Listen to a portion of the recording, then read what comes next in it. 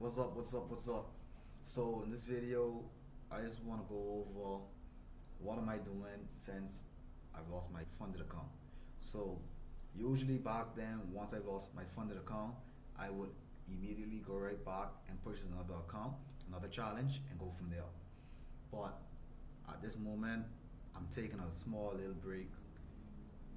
Friday I won't be in the market. Saturday obviously markets close. Sunday market reopens. But I have some things to do, take care of Friday, Saturday, and Sunday, so I won't be available at all.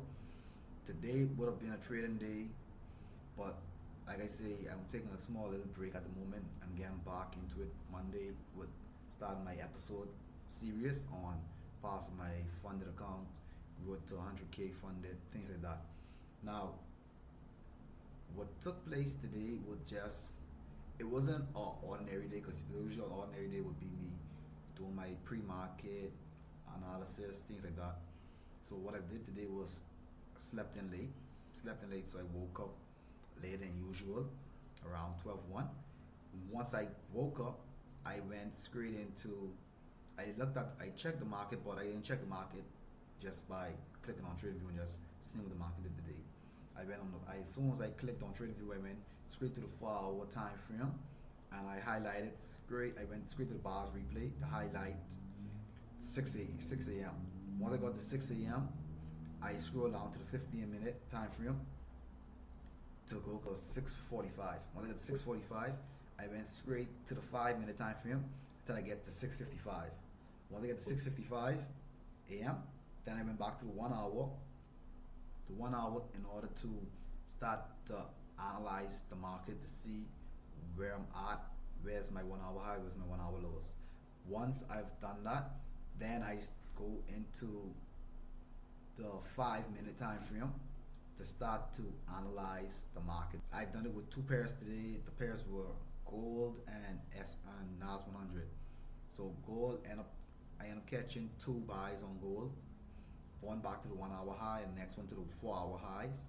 But that was also the all-time highs.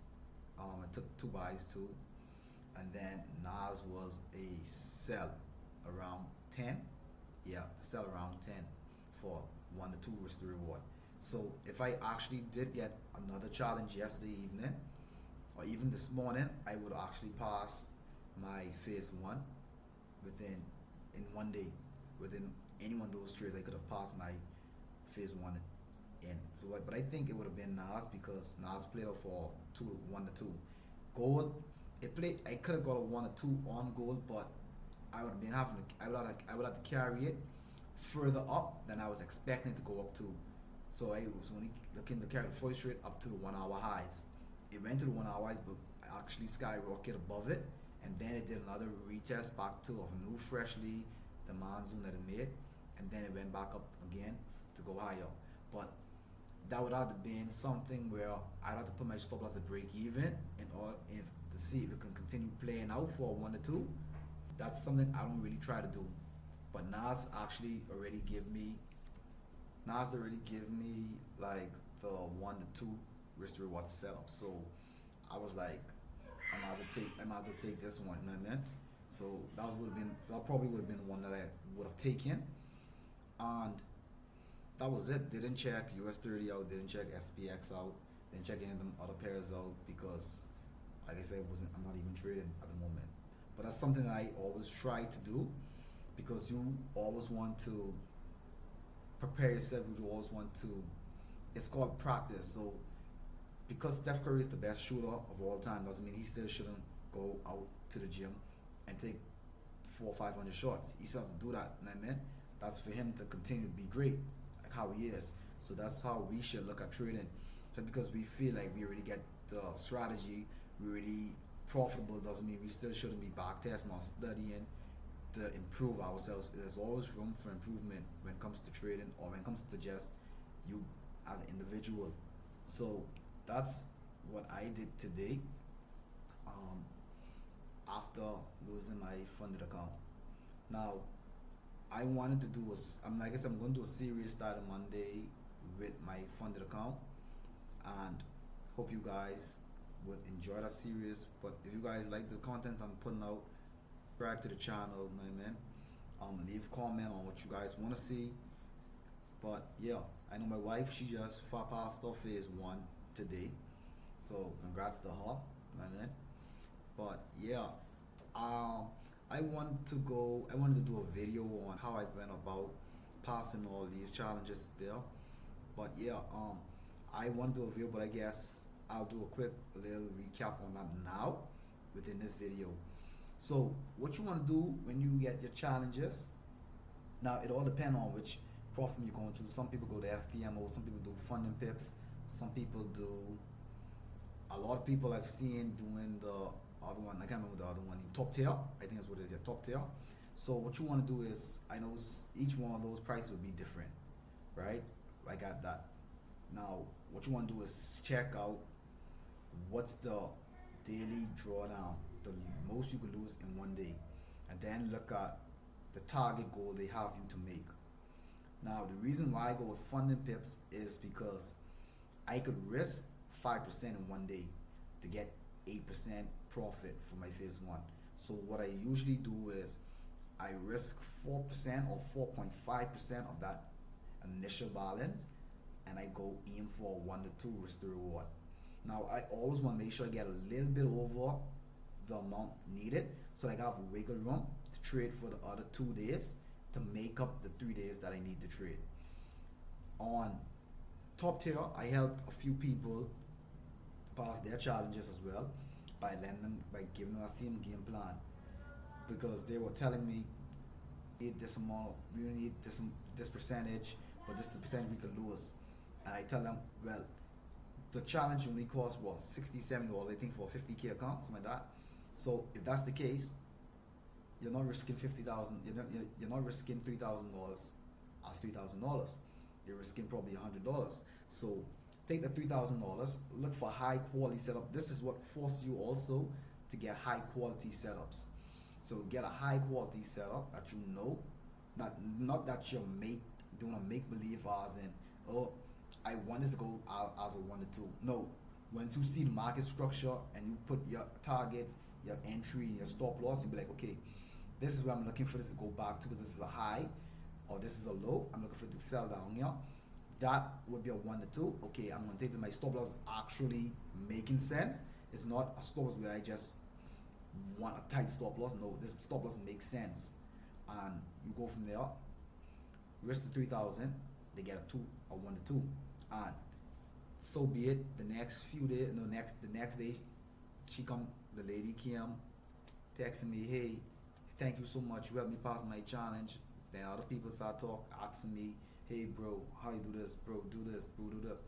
Now I'm not the type to tell them, oh, go recommend me to this one or go recommend me to that one, because I don't care about it. I just like to help people out. If I feel there's a way I can help someone out, I'm gonna help someone out. That's all it is. You know what I mean? But what I would do, and you guys will see it live as well. I would take the 4.5% of that account. I'm gonna risk it all. So which means now I have 2 chances on executing a trade. The first chance is if I were to lose that, I only have 4% more to lose. So then the next day, I'm gonna look for the same next high quality setup. And if I win that, then I'm back at break even. And then I'll go about and I'll do the same thing. Well, not break even, but I'll be break even plus more, because it's a 1 to 2. So break even plus more. Then I'll go the next day and I'll do the same thing.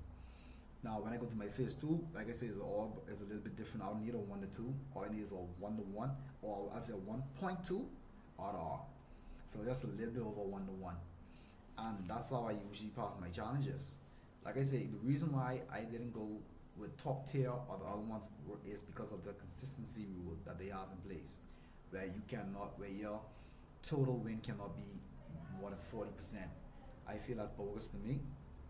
I feel if I want to risk 4% of my account and I make 10% profit, I should be able to withdraw that 10% profit. That's how I feel. So that's why I stick with funding pips, and it's not to advertise their business or promote their business whatsoever. That's just the platform that I use now. What I don't like about them, I don't like how they're still under forex. I would like to see if they were under the futures, because futures you wouldn't have spreads. So sometimes the spreads on funding pips would kill you, like that would kill you. And I think it was one time I saw some kind of manipulation happening because I remember I was in a NAS cell and out of nowhere the candle was a little bullish. Now it was going against me, but I noticed on the chart that I use it's almost identical to the chart on C Trader that I use for funding pips, and I noticed I got stopped out. But on the trading view chart, the price never even went above that high that it said I got stopped out at because I had my stop loss above a certain high. But on the C Trader platform, I noticed that there was another wick that went above the highs that was against that wasn't even on trading view. So I went and I checked out other forex brokers on trading view to see if any of those candles actually broke that high that the C Trader is actually telling me it's broken, and couldn't find any forex broker of different forex charts that told me that NAS actually went above that area whatsoever.